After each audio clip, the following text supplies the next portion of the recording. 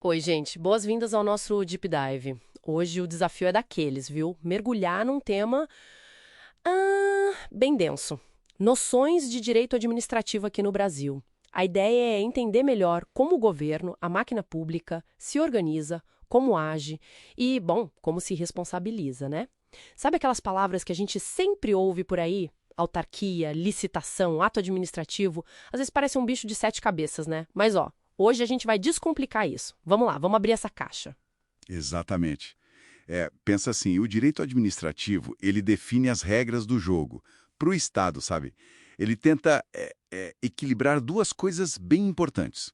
De um lado, dá o poder que o governo precisa para agir pelo bem de todo mundo, né?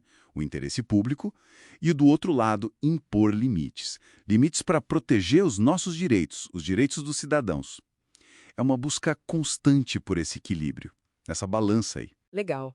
E começando pela organização. O Estado não é uma coisa só, né? Tem a tal da administração direta, tipo União, Estados, municípios em si, e tem a indireta, que é onde parece que o negócio fica mais, variado, talvez. Isso, a indireta é onde acontece a descentralização. O Estado, tipo assim, cria outras entidades com vida própria, sabe? Personalidade jurídica, para cuidar de tarefas mais específicas. As mais comuns? Bom, a gente pode pensar nas autarquias. Elas são de direito público, fazem atividades bem típicas de Estado mesmo. Pensa no INSS, no IBAMA, nas universidades federais, sempre criadas por lei. Ah, tipo o INSS que cuida da aposentadoria. Faz sentido ser bem estatal. Exato. Aí tem também as fundações públicas, que podem ser de direito público ou privado, mas voltadas para o social, tipo a FUNAI e o IBGE. Para criar, precisa de lei autorizando. E tem as que operam mais na lógica do mercado, digamos assim, mas ainda ligadas ao Estado. Aí entram as empresas públicas, capital 100% público, mas agindo sob direito privado. Pensa nos Correios, na Caixa Econômica.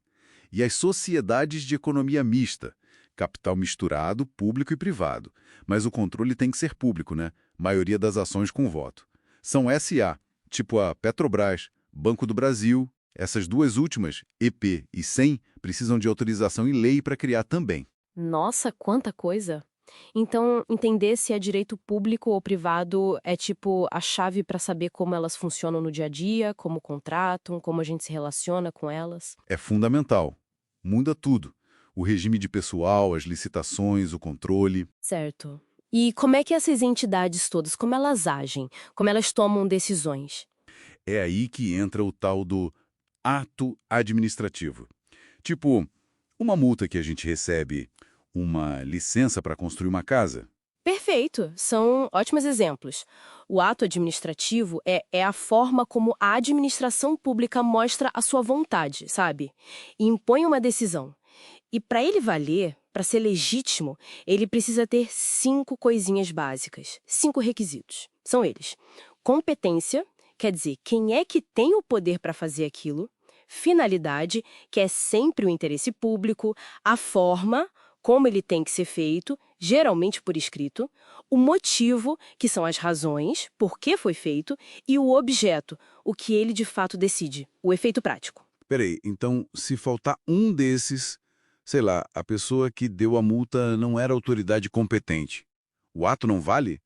Pode ser cancelado? Exatamente isso. A falta de um requisito pode levar à invalidade, à anulação do ato. E tem umas características interessantes, né? O ato já nasce meio que parecendo certo, válido. É a tal da presunção de legitimidade. Ele já começa a produzir efeitos. E ele também costuma ser imperativo, quer dizer, ele se impõe, mesmo que você não concorde. E às vezes tem a autoexecutoriedade. A própria administração pode executar, fazer valer, sem precisar ir na justiça antes. Faz sentido para o Estado poder funcionar, né? Mas dá uma sensação de muito poder. Como é que a gente controla isso para não ter abuso? Um controle essencial é a motivação. A administração tem que explicar o porquê da decisão, especialmente naquelas decisões onde ela tem uma margem de escolha, o que a gente chama de ato discricionário. Explicar o motivo permite que a gente entenda e, se for o caso, questione na justiça, né? Entendi. Falando em questionar, e quando o governo precisa comprar alguma coisa, contratar um serviço, aí entra a famosa... Licitação. Acertei? Acertou! Hoje em dia, a gente tem a Lei 14.133, a nova Lei de Licitações. E sim, a licitação é a regra geral. É um processo, uma competição formal, sabe? Para garantir que todo mundo que tem interesse possa participar em igualdade e para selecionar a proposta que for melhor para a administração. E atenção, não é só o preço mais baixo, tá? É a proposta mais vantajosa, considerando vários critérios que estão lá no edital. Tem que ter planejamento, competitividade, julgamento objetivo. Tá, mas eu ouvi dizer que nem sempre precisa licitar. Tem umas exceções, né? Como funciona isso? Tem sim. Basicamente são duas situações principais. A dispensa de licitação acontece quando, bom, até daria para competir, mas a lei diz que não precisa. Por exemplo, para compras de valor baixo, hoje estão R$ 60 mil para compras e serviços comuns ou em algumas emergências. E tem a inexigibilidade. Aí é diferente. A competição é impossível. Tipo, como você vai fazer licitação para contratar um artista super famoso e consagrado? Ou um serviço técnico muito específico, que só uma pessoa ou empresa com notória especialização pode fazer. Ou um fornecedor exclusivo. Aí não tem como competir, né? Ah, entendi a diferença. Dispensa igual podia, mas a lei libera. Inexigibilidade igual não tem como competir mesmo. Isso. Mas, ó, mesmo nesses casos de contratação direta, não é de qualquer jeito, não. Precisa ter um processo formal direitinho, justificando por que não licitou, por que escolheu aquele contratado. Tem controle também. Certo, ficou claro. Agora, um ponto que eu acho que todo mundo se pergunta. E se der problema? Se um agente público, sei lá, um motorista de ambulância, bate o carro e machuca alguém, quem paga essa conta? Essa é uma questão central. A nossa Constituição, lá no artigo 37, parágrafo 6º, é bem clara. Quem responde é o Estado. E aqui, Estado inclui as entidades de direito público, tipo União, Estados, municípios, autarquias, e também as empresas privadas que prestam serviço público, tipo uma concessionária de ônibus. E o ponto-chave: essa responsabilidade, via de regra, é objetiva. Objetiva. Isso quer dizer que a pessoa que sofreu o dano não precisa provar que o motorista da ambulância teve culpa, que foi negligente ou algo assim? Exatamente. Para a vítima ser indenizada pelo Estado, ela só precisa provar 3 coisas: que houve a ação ou omissão do agente público agindo em nome do Estado, que ela sofreu um dano e que existe uma ligação, um nexo de causalidade entre essa ação ou omissão e o dano. Não precisa discutir a culpa do agente. É o que chamamos de teoria do risco administrativo. O Estado, ao exercer suas atividades, assume o risco pelos danos que pode causar. Facilita muito a vida da vítima, né? Nossa, facilita mesmo. Mas você mencionou omissão. E se o problema foi porque o Estado não fez algo que devia? Tipo um buraco na rua não consertado que causa um acidente.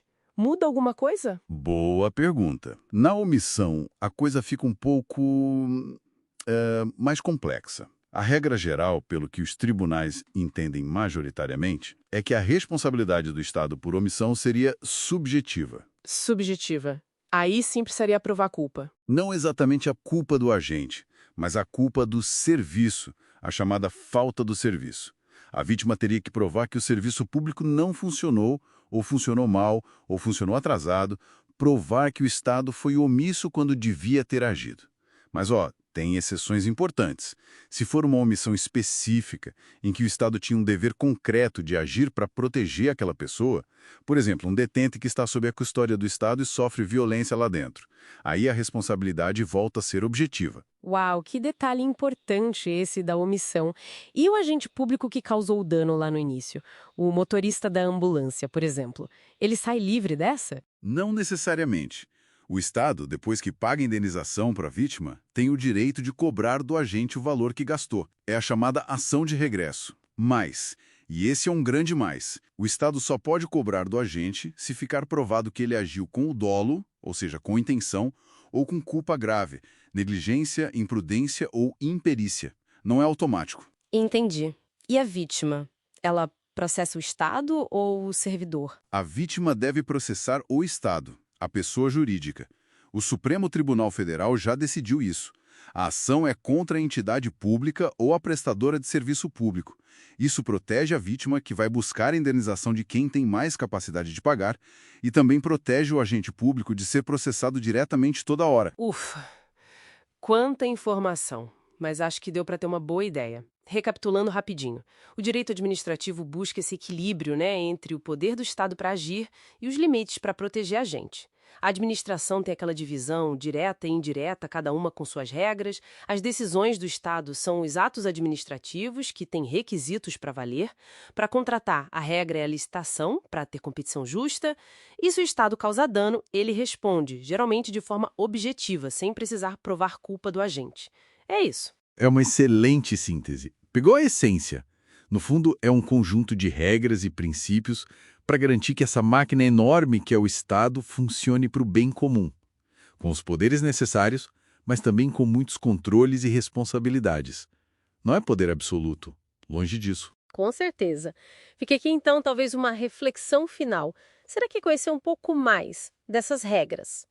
Como o Estado se organiza, como ele deveria agir, como ele contrata e como ele responde pelos erros não ajuda a gente a ser um cidadão mais ativo, a cobrar um serviço público melhor, mais eficiente, mais justo? Fica aí para pensar.